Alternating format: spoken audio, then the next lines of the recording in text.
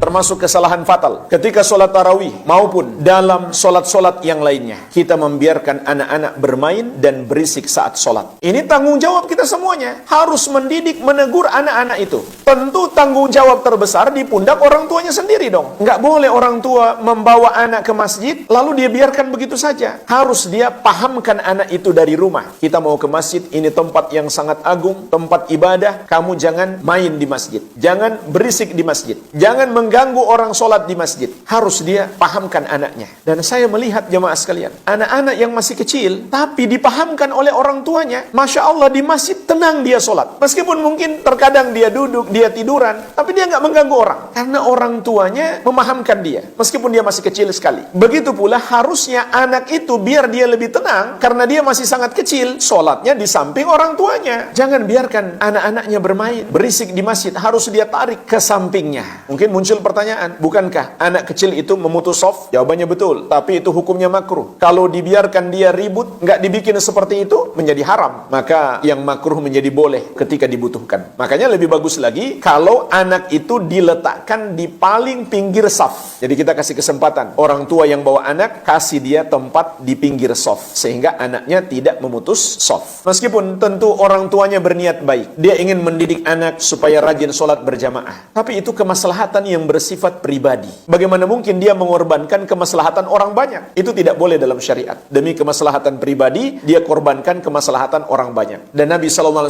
melarang semua yang mengganggu di masjid. Oleh karenanya beliau bersabda, "Man akalal basala wathuma wal kurratha fala yaqrabanna masjidana." Barang siapa yang makan bawang merah, bawang putih dan daun bawang, maka janganlah ia mendekati masjid kami. Fa innal malaikata tata'adza mimma yata'adza minhu banu Adam. Karena sesungguhnya malaikat terganggu sebagaimana manusia terganggu. Padahal jemaah sekalian, orang yang bau mulut ketika sholat, paling yang terganggu orang di samping kiri dan kanannya saja. Bagaimana lagi dengan yang mengganggu seisi masjid? Tentu itu lebih parah. Anak kecil yang belum balik, memang dia tidak berdosa. Yang berdosa orang tuanya. Kita semuanya diam, kita semua ikut berdosa. Kita semua harus bertindak, tapi tentu dinasihati dengan baik anak-anak itu. Atau termasuk kesalahan fatal ketika sholat tarawih maupun dalam sholat-sholat yang lainnya. Kita membiarkan anak-anak bermain dan berisik saat sholat. Ini tanggung jawab kita semuanya. Harus mendidik, menegur anak-anak itu. Tentu tanggung jawab terbesar di pundak orang tuanya sendiri dong. Nggak boleh orang tua membawa anak ke masjid, lalu dia biarkan begitu saja. Harus dia pahamkan anak itu dari rumah. Kita mau ke masjid, ini tempat yang sangat agung, tempat ibadah. Kamu jangan main di masjid. Jangan berisik di masjid. Jangan mengganggu orang sholat di masjid. Harus dia pahamkan anaknya. Dan saya melihat jemaah sekalian, anak-anak yang masih kecil, tapi dipahamkan oleh orang tuanya, Masya Allah, di masjid tenang dia sholat. Meskipun mungkin terkadang dia duduk, dia tiduran, tapi dia nggak mengganggu orang. Karena orang tuanya memahamkan dia, meskipun dia masih kecil sekali. Begitu pula harusnya anak itu biar dia lebih tenang, karena dia masih sangat kecil, sholatnya di samping orang tuanya. Jangan biarkan anak-anaknya bermain, berisik di masjid, harus dia tarik ke sampingnya. Mungkin muncul pertanyaan, bukankah anak kecil itu memutus shaf? Jawabannya betul, tapi itu hukumnya makruh. Kalau dibiarkan dia ribut, nggak dibikin seperti itu, menjadi haram. Maka yang makruh menjadi boleh ketika dibutuhkan. Makanya lebih bagus lagi kalau anak itu diletakkan di paling pinggir shaf. Jadi kita kasih kesempatan orang tua yang bawa anak, kasih dia tempat di pinggir shaf, sehingga anaknya tidak memutus shaf. Meskipun tentu orang tuanya berniat baik, dia ingin mendidik anak supaya rajin sholat berjamaah, tapi itu kemaslahatan yang bersifat pribadi. Bagaimana mungkin dia mengorbankan kemaslahatan orang banyak? Itu tidak boleh dalam syariat. Demi kemaslahatan pribadi, dia korbankan kemaslahatan orang banyak. Dan Nabi SAW